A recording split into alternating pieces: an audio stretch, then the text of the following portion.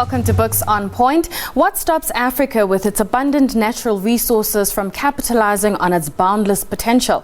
Well, well-known Africa analyst Jakkie Cilliers uses 11 scenarios to unpack in concrete terms how the continent can ignite a growth revolution that will take millions out of poverty into employment. We had this conversation. Have a look. Jakkie, thank you so much for your time. Let's talk about what inspired the book Africa First. I have studied Africa for my entire adult life, and I've largely been working on peace and security issues. But when you work on peace and security, you deal with the symptoms of the problem, and I became quite frustrated with that. So when I stepped down as the head of the Institute for Security Studies, I changed my direction of work entirely. I went to Denver at the Frederick S. Pardee Center for International Futures, and I now do long-term forecasting and look at the drivers of stability and growth. And those are largely economic in nature, so my interests have changed entirely. In the beginning of the book, you talk about your favorite city, which happens to be Addis Ababa. Let's talk about how the city has grown over the years, and in particular some of the parts of the continent that you visited since founding the Institute of Security Studies. Addis Ababa has undergone a transformation that is almost impossible to describe. I used to jog in Addis. You can't do that anymore. It is probably the most rapid developing city in the world. When I went to Addis, you never saw an Ethiopian that had a bit of body mass. Today you see a lot of that. Addis is a hustling, bustling city of vibrancy and of growth. It epitomizes the future of Africa. It has all kinds of problems. The other thing that I appreciate is that the Ethiopians are particularly headstrong, and they have a history and a past, and they are proud of their country. And they have a determination about the future and about development, which you don't often see in much of the rest of Africa. So I've seen Addis transform itself dramatically, and I visited Addis probably 50 times over the last 20, 30 years. Oftentimes people talk about Africa. I think over the past few years we've seen a lot of reports that talk about tapping into Africa's growth. If one wants to understand why the continent has not been able to reach its full potential, where should one start in terms of understanding the numbers behind what we're seeing right now? Africa is enormously complex. We do country studies, we do regional studies, we do thematic studies. I have found that the best approach is really to use the income categorization that the World Bank uses, which is low, lower middle, upper middle income countries. South Africa, for example, is one of the 8 African upper middle income countries. That provides a handle. But eventually, with a continent of 1.3 billion people and I don't know how many hundreds of languages and ethnic groupings, it does require detailed work on an African country to be able to really understand that. So Africa First is a broad brush overview and an approach to a continent that does try to look at the differences. But very often the differences, for example, the cultural differences that people often speak about, are, in my view, less important than the distinctions between average levels of income, average levels of education, rather than cultural differences. And then we come to the part about the demographic dividend, and you talk about how it is the core in terms of understanding Africa's underperformance. Let's discuss that demographic dividend. Why is it so important in terms of understanding where Africa could be it in terms of manufacturing, etc.? There are 3 contributors to growth: labor, capital, and technology.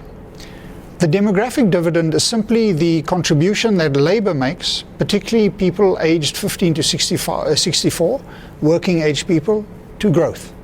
It is more important at low-income countries. Low-income countries largely have labor that they contribute to growth. As you go up the development curve, finances and technology become more important. But for Africa, labor, particularly for low-income Africa, labor remains very, very important as a contributor to growth.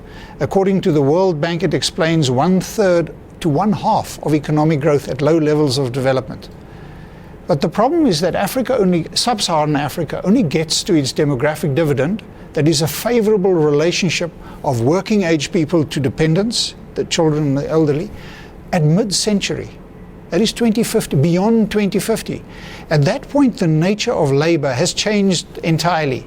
The rest of the world are looking at labor-saving devices. Yet here we come and we offer labor as our major contributor. Of course, you have to educate that labor pool. You have to make sure that they are healthy and well-fed and so on and so forth. But the reason why China, the Asian tigers grew has a lot to do with the extraordinary high peak of working age people to dependents that the Asian tigers and China achieved. They got to a ratio of about 2.8 working age people to dependents.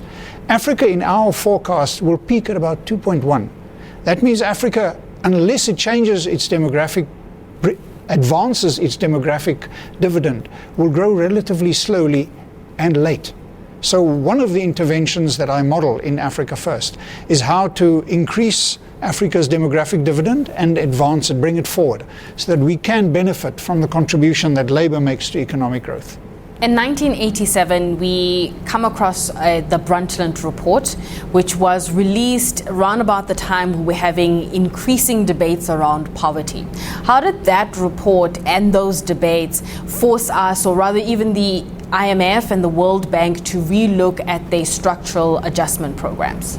Well, I think up until that point, it was almost as if, well, the sense from Africa was that they were punishing Africa. They were forcing Africa to cut back on government spending, on education, on health, and so on and so forth, largely because of debt levels in the continent. And they were arguing that what Africa should be doing is look towards the private sector, towards development. Now, the private sector is important, but largely only for upper middle and high income countries. At low levels of development, government and the nature of the governing elite and their orientation towards growth is extraordinarily important. And the punishment that Africa experienced through the IMF and the World Bank actually meant that we were looking at a private sector which was absent on the continent to drive growth, and weaken government. And if you weaken government at low levels of development, very difficult to grow. So that has changed over time, and I think today we have a much more balanced view from the IMF and the World Bank on how to help Africa. And I think that they are often vilified, but I think they play a hugely important role on the continent. We know that Africa is very different. All the countries are different. They've got different problems and different low-hanging solutions. What can governments do in order to be able to get Africa to catch up somewhat in various aspects, be it in technology or the future of work or even education? There are many things that government can do, and at low levels of development, the orientation of the governing elite is hugely important for our growth. One of the reasons why China, India, the United States and Europe have done well is because they have large internal markets. In the various scenarios that I use in Africa First, one of them that does the best is the implementation of the African Continental Free Trade Area.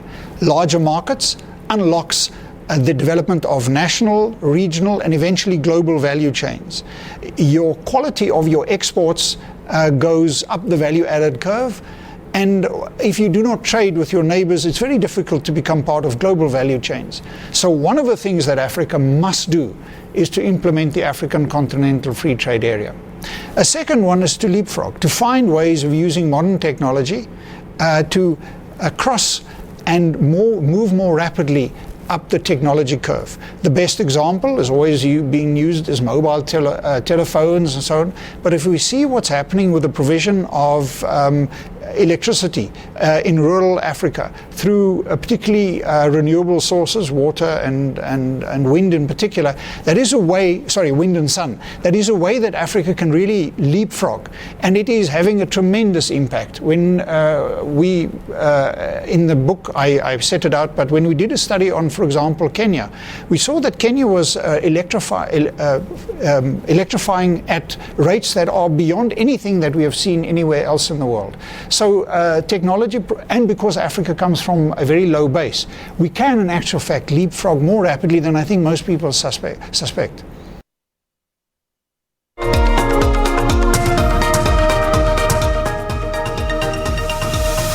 Well, that's a goodbye for me. I'll be back next week, but for now we have more news with Nompumelelo Siziba.